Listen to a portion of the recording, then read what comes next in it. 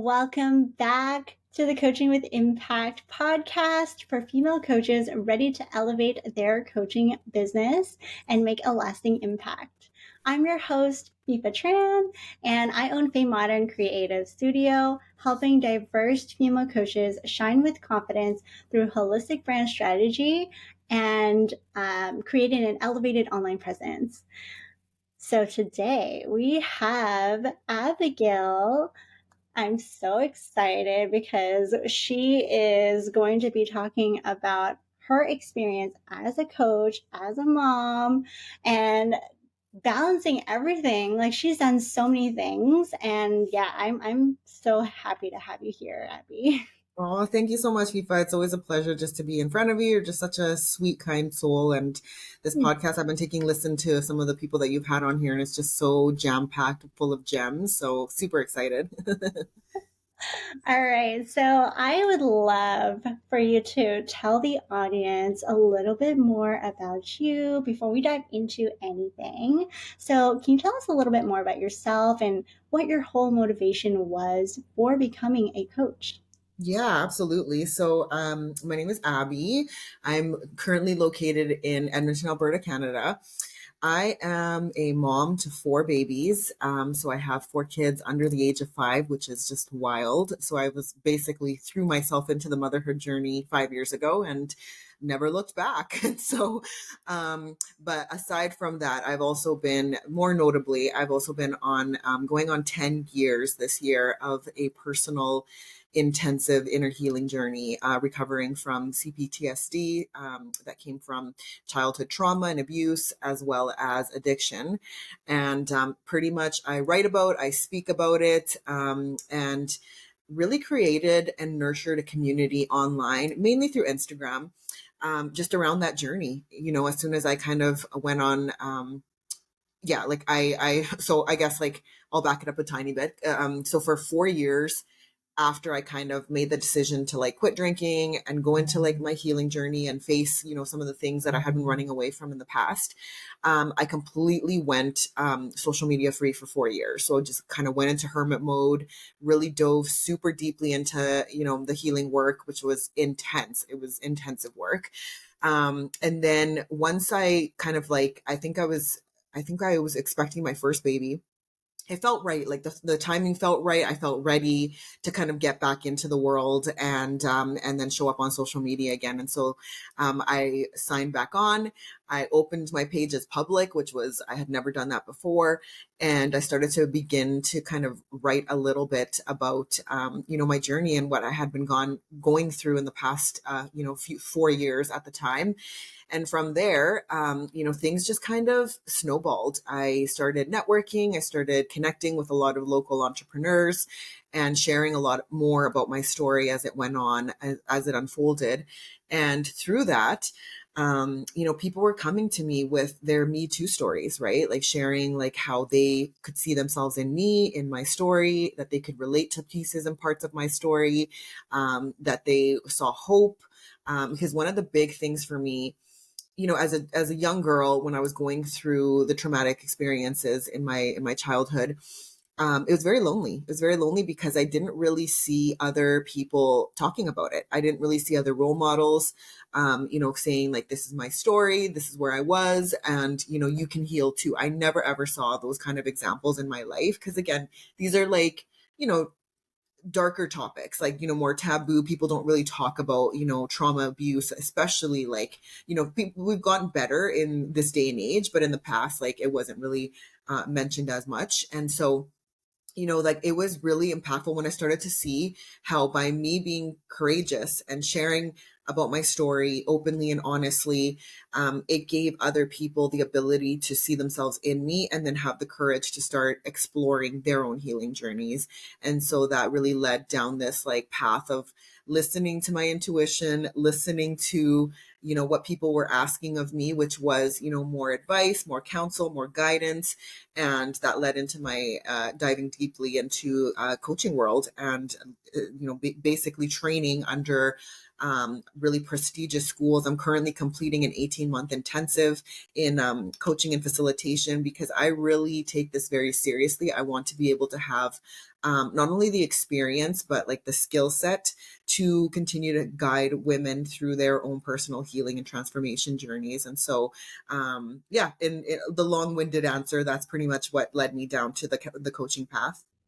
So yeah, that's an incredible story. I love that you went through this whole entire phase yourself. You went through it all, and you came out of it with all these lessons. And now you're really just sharing that light and providing others the opportunity to get out of that dark side that they were in, right? So that's why, like, I'm so passionate about helping coaches like you and seeing so many people share their voice and just speaking up, because it's with their stories that, you're going to be able to help other people. Yeah, Exactly. so that's amazing. Like, I love what you're doing so much. And I know you've built your business in multiple ways. I know, like, at the beginning of your coaching journey, it's always very, very difficult to get people to trust you and to really just build up that credibility. So for you, when you first started, um, you said it was just simply you being vulnerable and just sharing, right? And that was kind of like what helped people trust you. Mhm. Definitely. I think so before I started went into the coaching space, my primary way of communicating my story and my journey was through speaking. And that's still one of the main ways that I communicate and share about myself, my journey, the lessons along the way, because it's constantly evolving, constantly changing. It's a lifelong journey. It has no end date. We don't have a graduation date where I can say, okay, I'm done now, like it's constantly evolving. And so speaking was my first and foremost way of really communicating my journey and my story and building that trust and credibility. Because one thing that I know for certain, because even though I'm a coach, I also have coaches that I turn to, and mentors, coaches and mentors that I can lean on for their advice, for their guidance, that they're further down the path than me. And the key element that for me, really involved in finding the right fit coach for myself was finding somebody that had results I wanted. And I wouldn't know if they had results that I wanted if they weren't open about their journeys and their stories, right? And so similarly with me, when people want to work with me, it's because they see something in me that they want, right? And they've seen me achieve it, they've seen me work through things, and they want to learn from me. And so and the only way I would have been able to do that and continue to do that is, again, just by opening myself up, being real and honest, like even in the current, I guess, like time and space that I'm at right now with, like, I have a 2-month-old baby, and juggling motherhood and, continuing the inner healing work and, continuing to build my business. I don't shy away about talking about, the realities of what that journey looks like. Because I think that, and this is something that I was talking to another coach friend of mine was, we were talking about how sometimes, just like in any area and space on social media, you often see just the highlight reels, right? You see like the 10K months, you see oh, I just did this, I just did that. And while that could be motivating and inspirational, it's sometimes not very realistic because we don't often know what it actually took for that person to have those kind of results. And, the other day I saw a post of somebody talking about how, during some of their biggest launches, they were actually going through some of the most darkest times in their personal life. And their audience didn't know about this, right? And here they are selling their programs and, and saying, oh, I'm doing this, this, and that, but yet they're struggling deeply, in the background. And everyone has their own reasons for disclosing or not disclosing their own personal shares. But for me personally, that to me kind of, like, I felt sad for that person because I felt like, I think people could learn so much more from the shares and the honest shares and the realities of like what it actually looks like to, you build your business, to be on a healing journey, to be a mother, to be a parent, whatever it is, right? And kind of sharing that along the way. I think that builds so much trust, so much credibility and relatability, which is so powerful. And so that's why I really get out of my own comfort zone and continue to kind of share the ins and outs, the not so nice parts, the scary parts, all of that kind of stuff, so that people can see what it actually looks like, what it can actually look like, to go on this like solopreneur journey. Yeah, it's truly incredible. The stories that you put out there are what help people resonate with you. So I love your vulnerability and like everything that you share, even like when you're going through, what you go through with childbirth. It's like you share everything and you're very open about it on social media.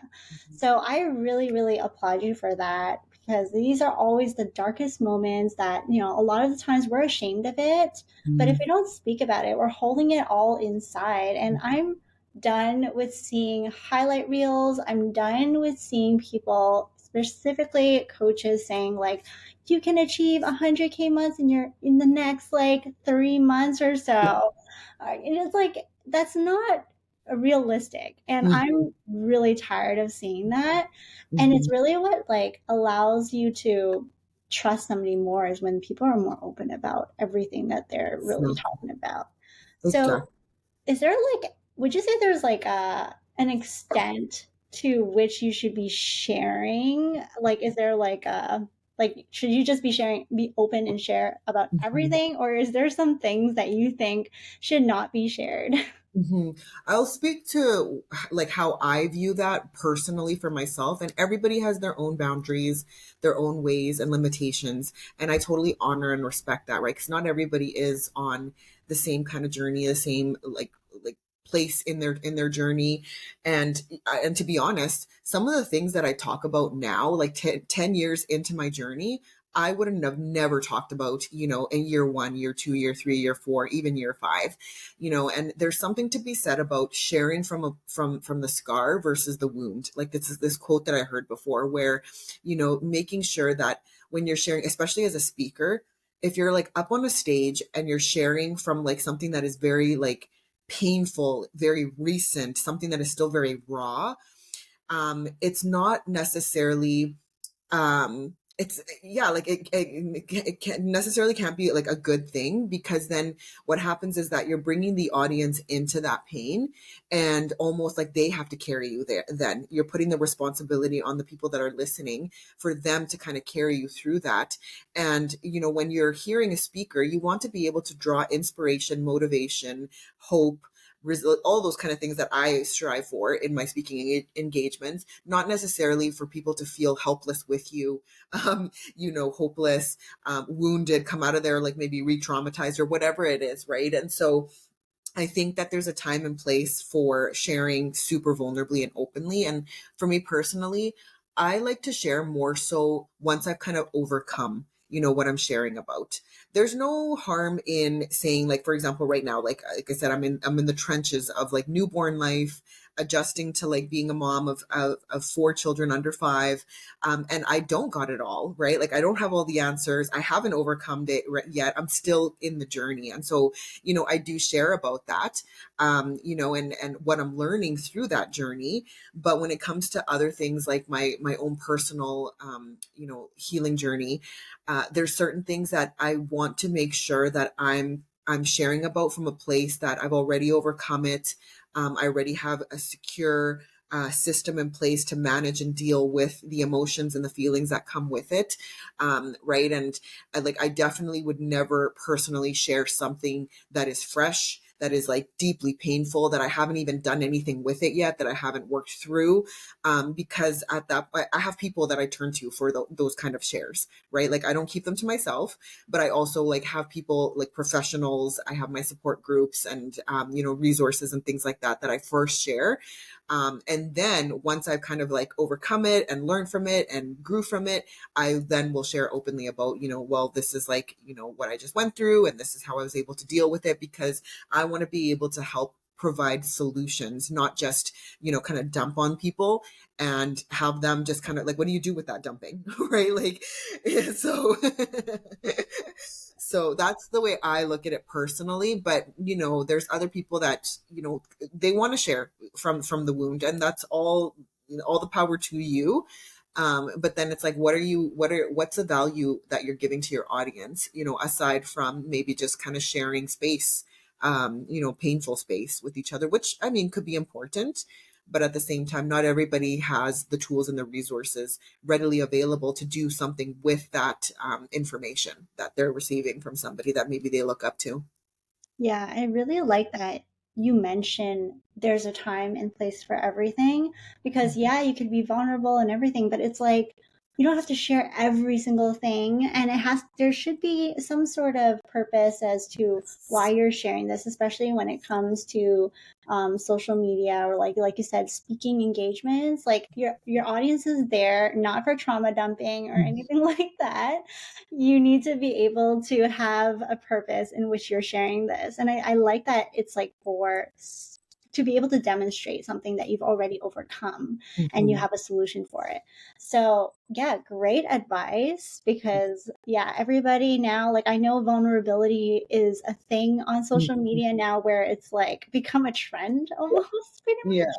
yeah, Which I mean, it is really nice to see that people are vulnerable and sharing the behind the scenes, like the reality of running a business and all that stuff.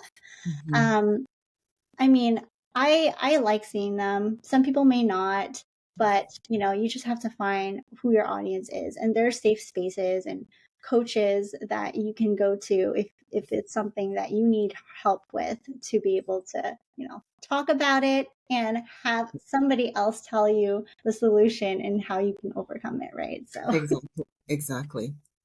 And all I right. think you said something important there about, like, yeah, just like finding people that you connect with, right? Mhm.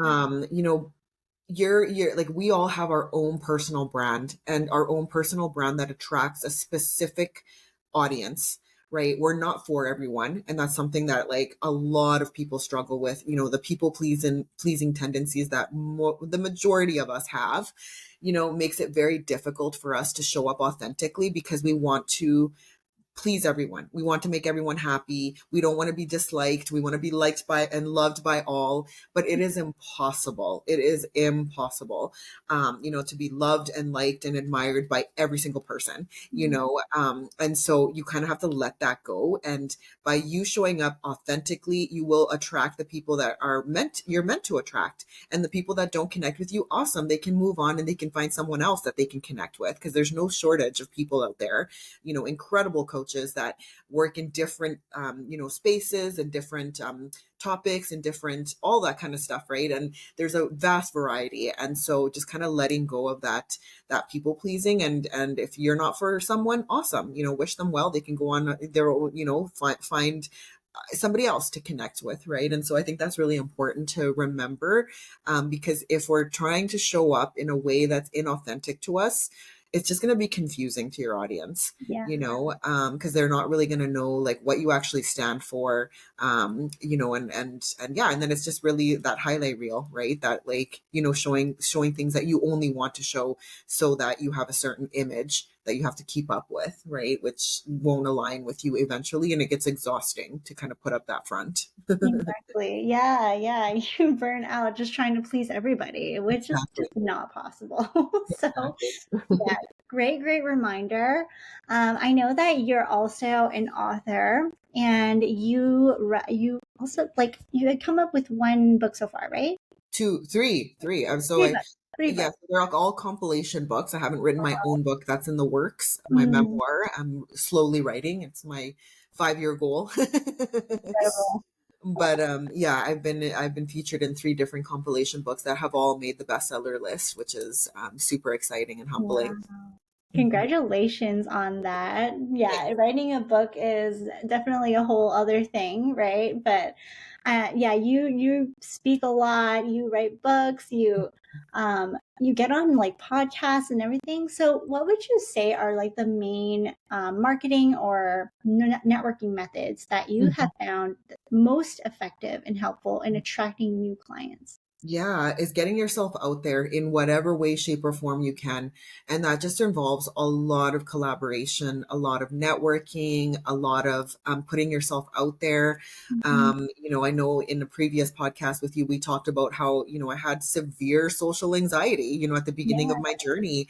I struggled a lot to get out of my comfort zone, to meet new people, to talk. And I really, really worked hard at overcoming that. And then once I was able to kind of get more comfortable, I'm still an introvert at heart, don't get me wrong. I still love to be a fly on the wall and just kind of be on my own. And but I also know that there's power and there's there's great benefits to putting yourself out there and connecting with other people. And through that, I've been able to, like you shared, be on multiple podcasts, summits, in-person speaking engagements, be featured in books, all of that kind of stuff. And that has all come from me putting myself out there, connecting with people, going to networking events, going to masterminds, master classes, all of that kind of stuff, right? And really getting connected with people that are in a similar space as me, either in the coaching industry or in the trauma space. And collaboration is huge. Like I can't stress how important it is to collaborate. And find your people, find your community, and then by doing that, you'll also attract your community as well, right? Because they'll see like, oh, okay, this is what this person's about. This I'm interested in learning about this, and so like I'm gonna like follow this person and see what they're up to and all that kind of stuff. So I Mm. think that for sure, networking is one of the biggest ways that I've been able to get to where I'm at. And again, just showing up as me, and if it's something that people connect with, then I make myself available to provide a service, whether it's coaching or speaking or writing, or just making new friends. Like I love to make new friends, that like, for example, I love connecting with other incredible women who are doing amazing things in the world and collaborate. And so it's really about building community. We can't do this on our own, and Mhm. we shouldn't have to. Right. And so Yeah. that's probably one of my biggest, like the biggest methods that I use is just really, really just putting myself out there and networking as much as possible.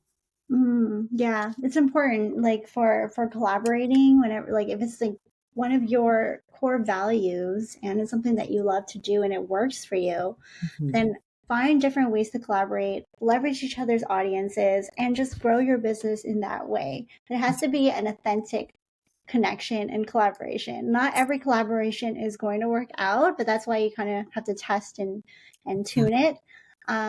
Was there any particular experience in which, let's say, you tried something and like it was a method in which you tried to maybe like get more eyes on your business, that just did not work out?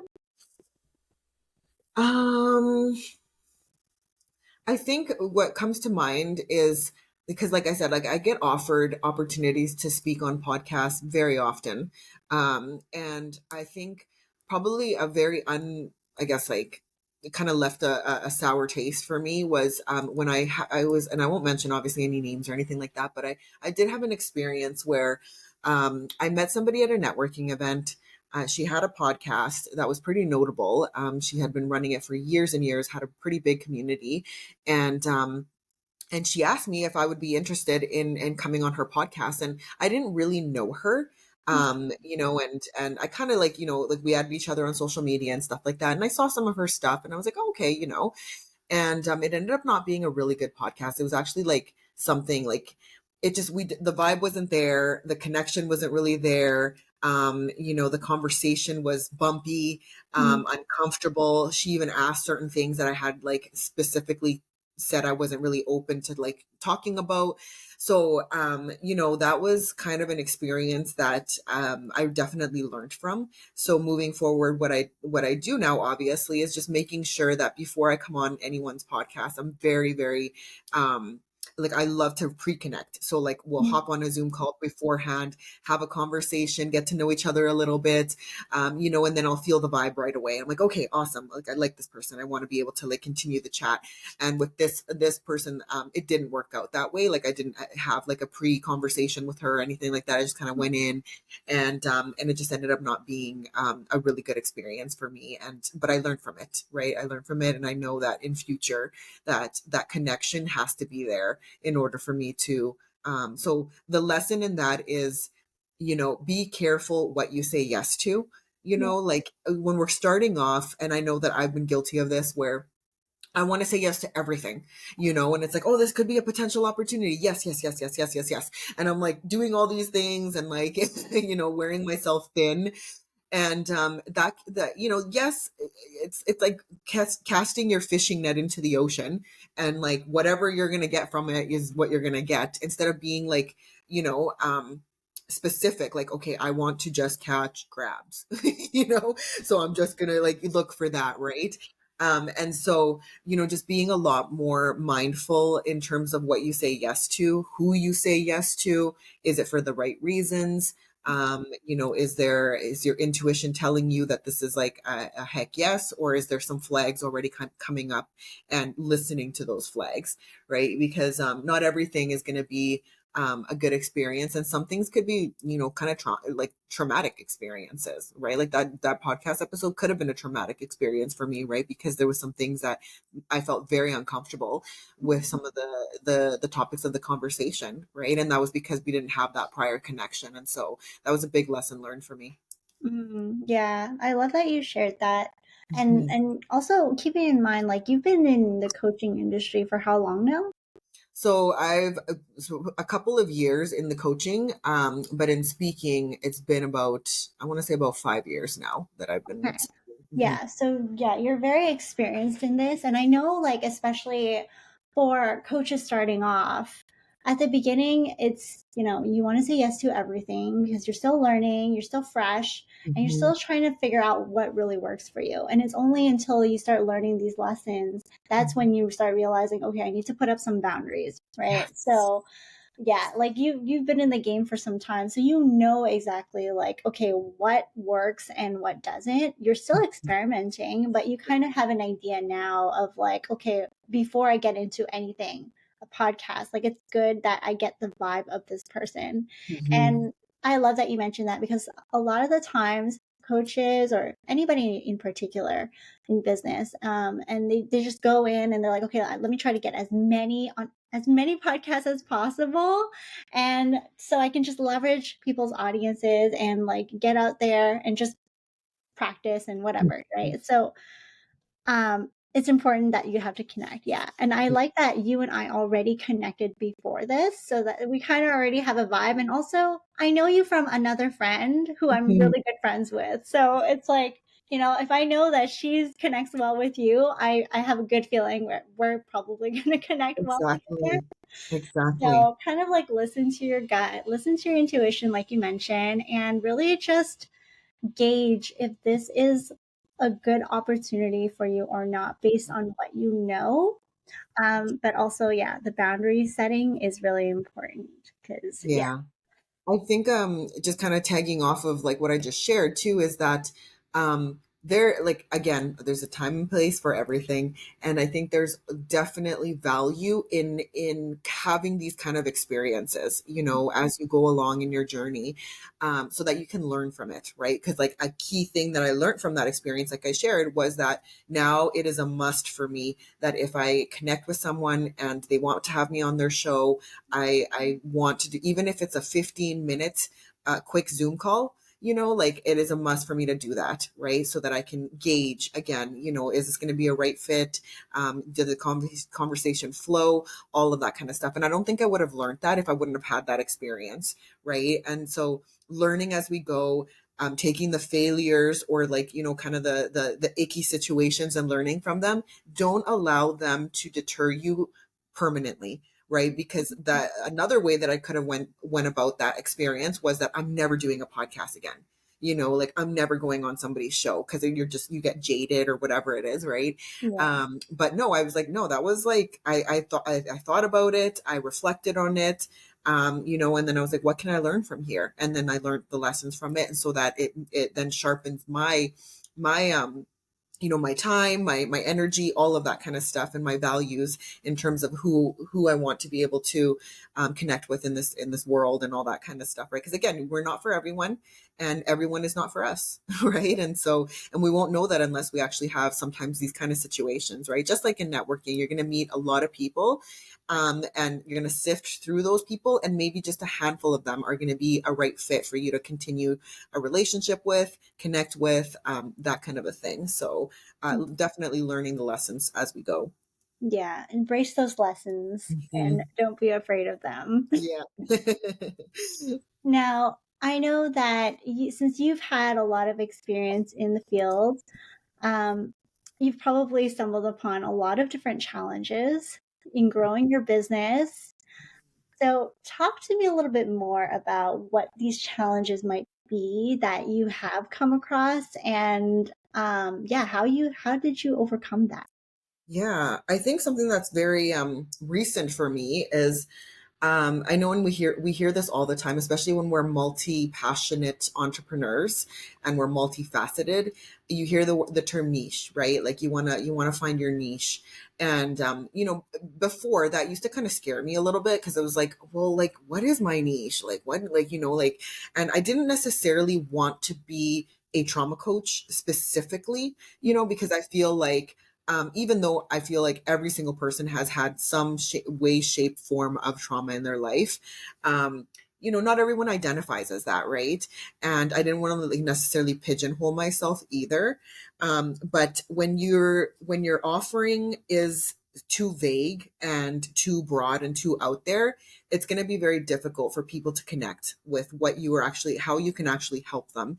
And so, in last year, I was really focusing on working with, because how I'm trained through the Women Institute of Coaching through Dr. Claire Zamet, and she does women-centered coaching, which I absolutely love. And so I was just more so working with women who are wanting to kind of break free from limiting beliefs, from, old beliefs, patterns, behaviors that are preventing them from really showing up fully as themselves and having an incredible life, right? And so, and I did have, incredible clients that I worked with, amazing transformations. But I saw that I started to notice that there was a bit of a pattern with all of them, where they all did have, kind of trauma backgrounds. So we're doing a lot of like inner child reconnection, inner child healing, which I that's one of my favorite things to do because I benefited greatly from that work myself. And so, with this year and the season of life that I'm currently in, I can honestly say that I've kind of niched down now.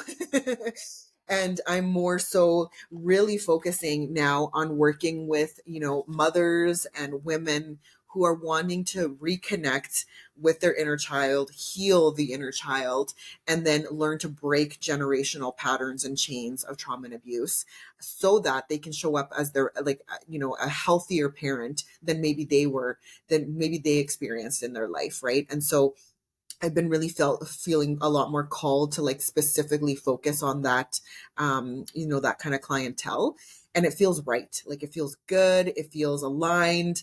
It's something that I'm passionate about. It's something that I have 10 years of experience in, and I've had my own personal transformations doing this work, that I'm so excited to now be able to take other people through that journey, and guide them through that journey. And so I think there's something to be said about niching down and finding, what gifts you want to be able to share with the world, because we all have gifts. Mhm. Every single human being was born with gifts that are very unique to them. The things that we've experienced, the stories that we've gone through, is specifically for an audience, right? And the only way that you'll find that is by, kind of specifically speaking about those things, right? So that then you'll be attracted to other people that, that need help in that area, right? And so, Mhm. and that was done through a lot of listening to the community, right? Like listening to, it's almost like market research.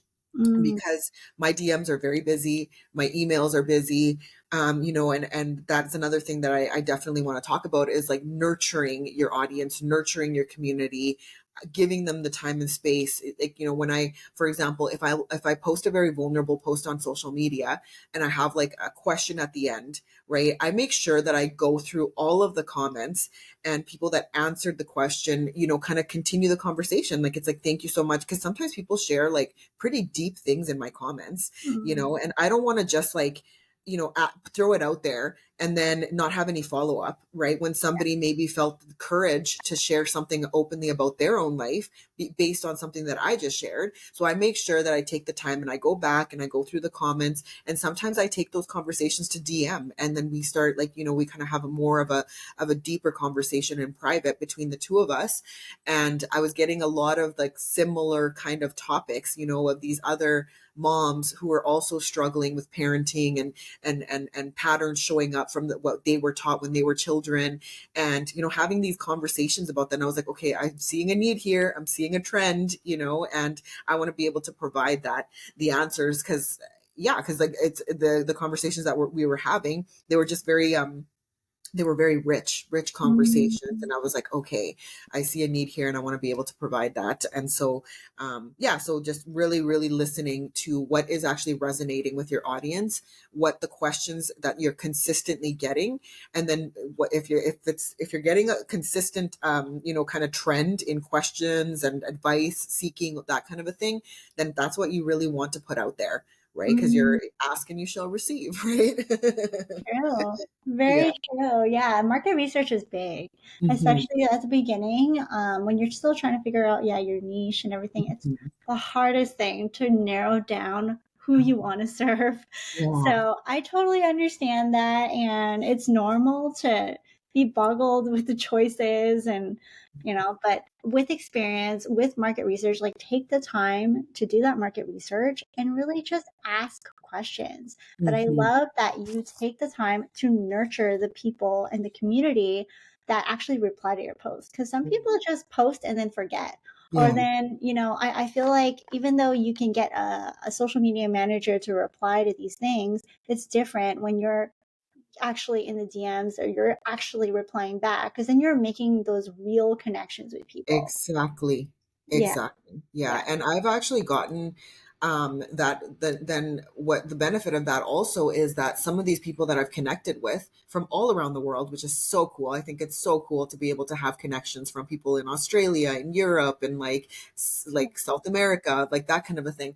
And all across Canada, US, all of that stuff, is that once people associate, kind of your niche, you're known about like that's what you're known for, then they start referring you to other people, right? They're like, oh, like I've had so many messages like that before, where it's like my brother-in-law is struggling with addiction, and he's looking like I don't know how to help him, how can I like help him? So then I'll give them like resources and tools to pass along, and then suddenly like you gain like a new follower, right? Like somebody that's like will look at your content and it's like, oh, I resonate with that person, right? Like if I'm thinking about like resources for new coaches or somebody who's in the digital like marketing space, like I'll think of you, right? Like those kind of things, right? So that's also the cool thing about niching down, is that people will always relate you to what the topic that you're known for, and then that's how you get referrals as well, right? People be like, oh, I know somebody who does that,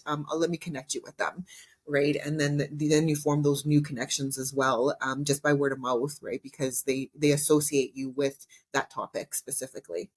Yeah, yeah. And I mean, it's your niche is always going to pivot. Like you've been in the game for so long and you just recently you started to pivot again, right? Yeah. So Yeah. it's always like you don't have to feel boggled down by those choices like I mentioned. You just have to pick one, be very very clear on this, and then get that experience and see if it's still worth serving this type of audience or is it worth pivoting. Yes. So that's where rebranding and all that stuff comes into play, which we're not going to get into, but That could it's be a whole podcast in itself.